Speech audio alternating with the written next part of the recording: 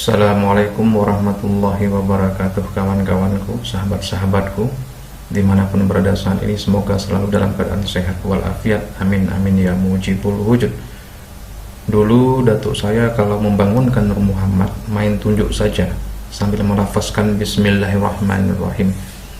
Insya Allah pasti bangun itu Nur Muhammad di tubuh orang lain tersebut.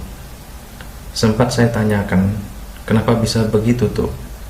Beliau jawab, kalau kau tahu di mana letaknya Nur Muhammad pada tubuh manusia ini, maka tunjuk saja langsung, maka pasti malu dia karena ketahuan di mana persembunyiannya.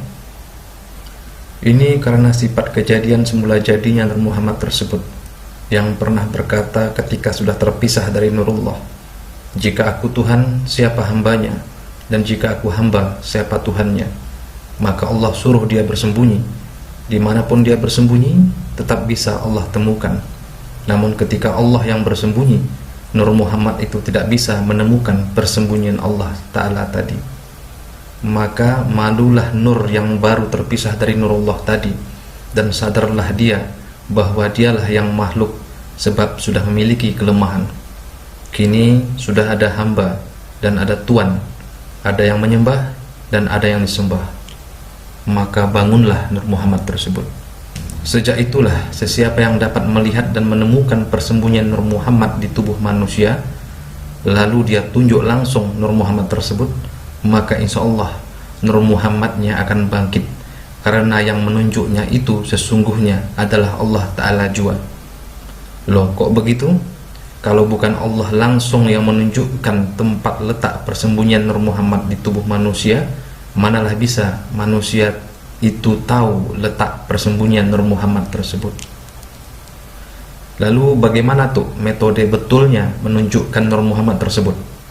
Datuk saya menjawab, kau tunjuk pusat perut manusia dengan jari telunjuk tangan kananmu, lalu baca dengan jelas Bismillahirrahmanirrahim Ahmad.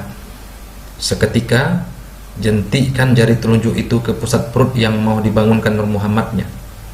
Ingat, lapas basmalahnya tidak boleh diputus bunyi nun kepada Nur, dan pada ujung ayat baru diputus. Yang ditunjuk itu engkau Ahmad, bukan Muhammad. Penyebabnya adalah Ahmad itulah nama Nur tersebut sebelum bernama Muhammad. Penjelasnya tetap balik kepada Rahman dan Rahim juga. Ahmad itu nur yang yatim piatu, tidak berasal dari pertemuan nur bapak dan nur ibu. Artinya belum ada pertemuan sifat kasih dan sayang. Rahman dan Rahim itu belum bertemu. Bahkan belum ada sifat Rahman dan sifat Rahim. Nur Ahmad ini sudah ada. Dialah yang kita tunjuk, bukan menunjuk Nabi Muhammad. Selain tak baik menunjuk-nunjuk Rasulullah, beliau juga keberadaannya dari bertemunya bapak dan ibu. Dan yang paling penting kawan-kawanku, sahabat-sahabatku, ingat adalah Bismillahirrahmanirrahimnya harus tajam. Untuk mempertajamnya silahkan lihat video ngasah Bismillahirrahmanirrahim yang telah saya upload. Pertanyaan kedua saya lontarkan kepada datuk saya, kenapa mesti memakai Bismillahirrahmanirrahim tuh? Kenapa tidak pakai ayat lain? Datuk saya menjawab, karena isi Bismillahirrahmanirrahim itu salah satunya adalah Nur Muhammad jua. Nun pada Rahman itu bersembunyinya Nur, dan Mim pada Rahim itu tempatnya Muhammad.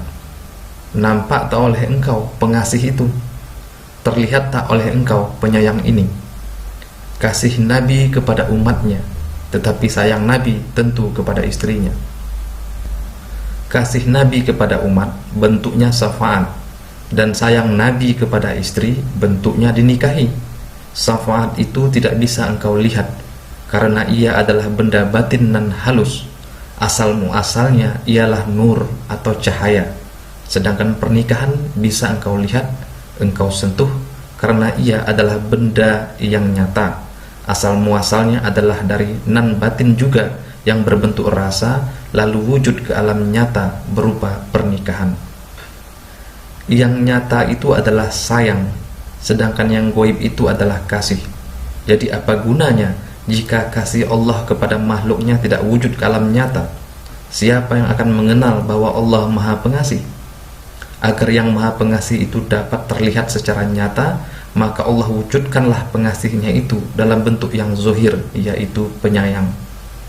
Penyayang itu apa? Yaitu kasih Allah yang sudah bisa kita lihat, kita sentuh. Dengan kalam apa Allah zahirkan kasihnya itu? Yaitu dengan kalam Bismillahirrahmanirrahim. Jadi tidak ada ayat lain di dalam Al-Quran yang satu ayatnya lengkap beriringan asma Nur dan asma Muhammad selain Bismillahirrahmanirrahim. Lalu kenapa mesti di pusat perut? Kenapa tidak di kening, di ubun-ubun, atau bahkan di ujung kaki sekalian? Karena Nur Muhammad itu adalah nur yatim piatu, atau nur tak berbapak tak beribu. Engkau lihatlah, dari semua bagian tubuh manusia yang tidak bisa diserupai hanya pusat perut semata-mata. Kelaminmu bisa diserupai oleh jari telunjukmu, rambutmu bisa diserupai oleh bulu romamu, mata, telinga, tangan, kakimu kembar siam. Hanya pusat perut saja yang tabiatnya sama seperti nur yang tak berbapak tak beribu itu, yaitu yatim piatu sebatang kara di antara semua batang tubuhmu yang serupa. Maka disitulah dia bersembunyi di tempat yang serupa dengan kejadiannya. Siapa saja bisa membangkitkan Nur Muhammad dengan kekuatan Bismillahirrahmanirrahim dengan cara datuk saya ini. Boleh sambil duduk, berdiri, bahkan berbaring. Yang penting bersih dari hadas yang zuhir. Semoga sharing saya kali ini menambah kecintaan kita kepada amalan Bismillahirrahmanirrahim.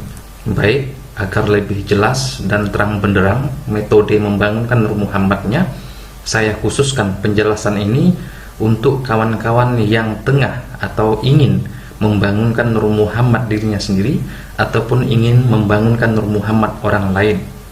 Pertama, laki-laki hanya boleh membangunkan Nur Muhammad orang lain yang laki-laki juga. Begitu juga jika dia wanita. Jadi tidak boleh wanita atau laki-laki membangunkan Nur Muhammad perempuan, walaupun itu istrinya sekalipun.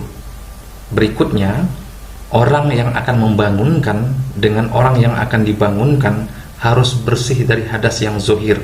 Maksudnya hadas yang terlihat oleh mata saja. Tetapi lebih baik bagi yang muslim ambillah wudhu, lebih komplit kan. Nah, setelah siap, duduklah di lantai, tetapi lantainya usahakan menggunakan alas, di mana alas ini tidak bisa dialiri oleh listrik. Karena sebagian kecil ketika seseorang itu bangkit Nur Muhammadnya, maka dia akan tersetrum atau seperti mengalir listrik, sehingga jika dia duduk di lantai maka dia akan terpental atau tersengat. Jadi usahakan lantai itu ada alasnya ya kawan-kawan. Nah, setelah siap, baru tunjuklah dengan jari telunjuk pusat perut orang yang akan dibangunkan. Kalau membangunkan sendiri, maka tunjuklah pusat perut sendiri. Nah, kalau bisa usahakan ujung kuku saja yang menyentuh, yang terkena ke pusat perut. Jangan sampai kulit jari telunjuk. Ya, karena rasanya akan sangat nyeri seperti terkena jarum. Nah, setelah siap, maka bacalah Bismillahirrahmanirrahim Ahmad. Ketika sampai kepada Ahmad kalimatnya, jenti telunjuk jarinya sehingga terkena kepada pusat perut orang yang dibangunkan atau pusat perut kita sendiri. Nah, itu Bismillahirrahmanirrahimnya hanya sekali saja kawan-kawan. Loh, kenapa sekali? Ya, kenapa tidak ribuan kali atau ratusan kali? Karena Bismillahirrahmanirrahim orang yang bisa membangunkan Nur Muhammad orang lain atau Nur Muhammad di batang tubuhnya ini sudah tajam. Ya, jadi tidak perlu berulang-ulang begitu. Mudah-mudahan bermanfaat. Assalamualaikum warahmatullahi wabarakatuh.